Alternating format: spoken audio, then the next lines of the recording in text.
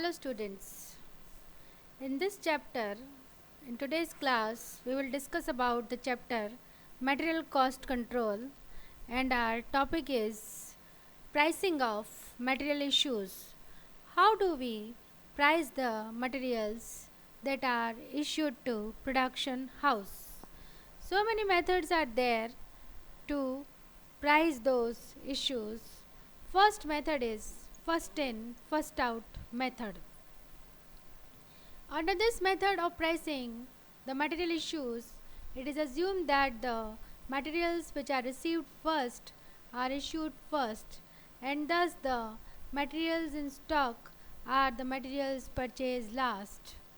In other words, we can say the materials are issued at the oldest cost price listed in the store's ledger account, and the materials in hand are valued at the price of the latest purchases. The merits are this method recovers the purchase cost, that is, when all the purchased quantities are issued out, the value balance also becomes nil. The issue price does not reflect the market price, particularly if purchases are less frequent. Since every issue is related to a specific purchase price, the issue price will also reflect this variation.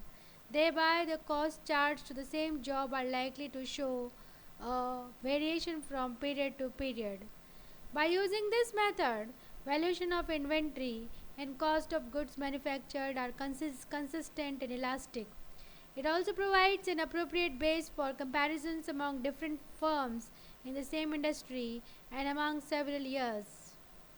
There are certain disadvantages also. According to this method, current production is matched with old prices, and if the prices of materials are rising rapidly, the current production cost is charged at lower cost. In the periods of declining prices, under this method, cost of goods sold is charged at higher rate, resulting in lower profits. FIFO costing is improper if many lots are purchased during the period at different prices. Now we will discuss about the second method, last in, first out method, or we can say LIFO method. This method operates in just reverse order of FIFO methods. It is based on the assumption that the materials received last are issued first. This method also recovers cost. The issue price reflects the market price as they are priced at the latest prices. The cost charged to manufacture and likely to vary from period to period. The balance stock in hand would not reflect the market price of stocks. The merits of this method are material issues are priced at actual cost. Material cost is charged to production at the latest prices paid. It provides a better matching of current costs with current revenues. It is generally considered a cheap form of tax avoidance and tax saving by valuing inventory at beginning of period prices and calculating cost of sales at the price of the period. It produces correct profits or losses and financial position. But there are also demerits. The inventory of materials is valued at a price which might have become out of the date when compared with the current inventory prices. It involves considerable amount of clerical work because of complications in calculating prices. The profit of a firm can be manipulated with the LIFO method in operations. Some business enterprises may not be able to use LIFO on certain jobs, such as the Cost Accounting Standards Boards of USA does not permit the use of LIFO. And the next method is HIFO, highest in first out method. This method is based on the principle that the stock of materials should be always valued at lowest possible price, and thus the materials received at the higher price in the stock are issued first. If the prices fluctuate widely, the costs will always be charging on to the cost of goods sold. It also involves too many calculations as in the case of LIFO and FIFO method.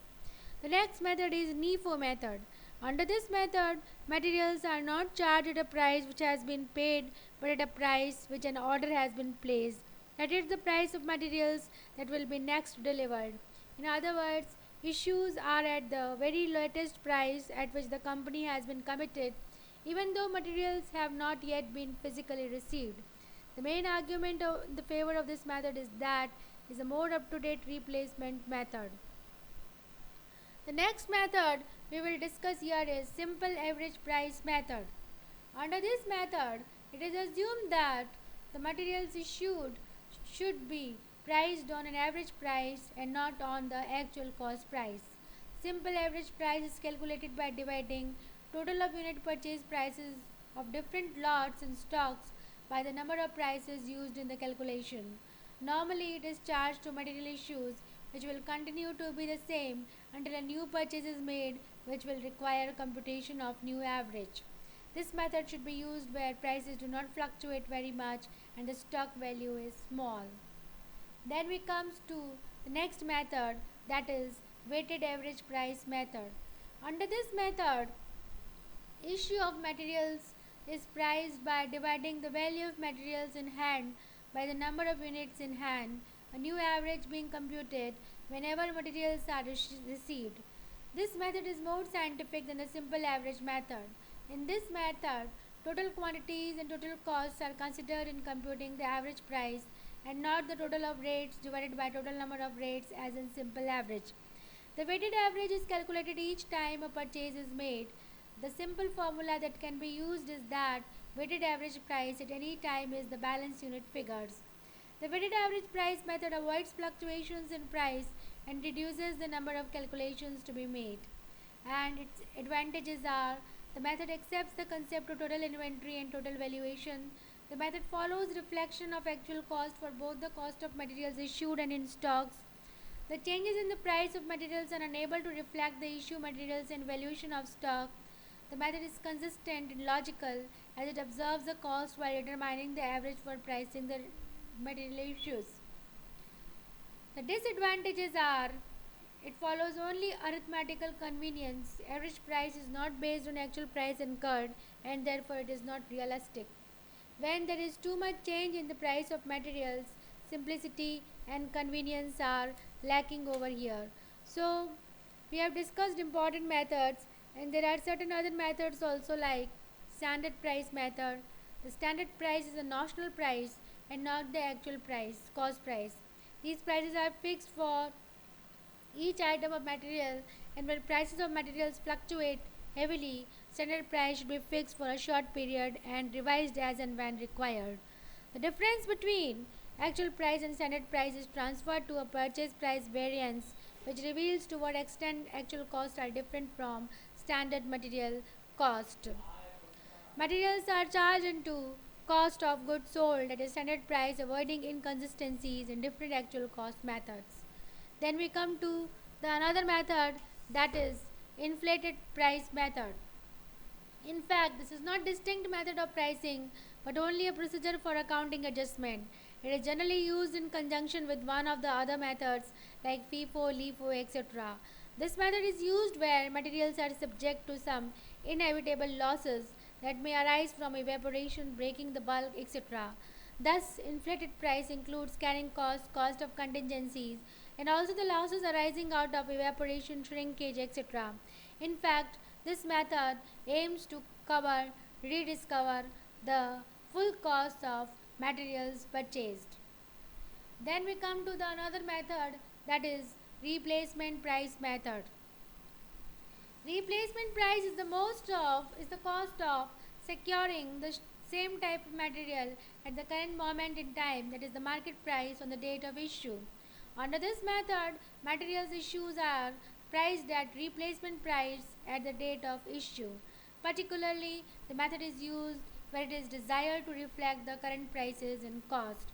The main advantage of this method is that it helps in determining a selling price for the product which is competitive and realistic.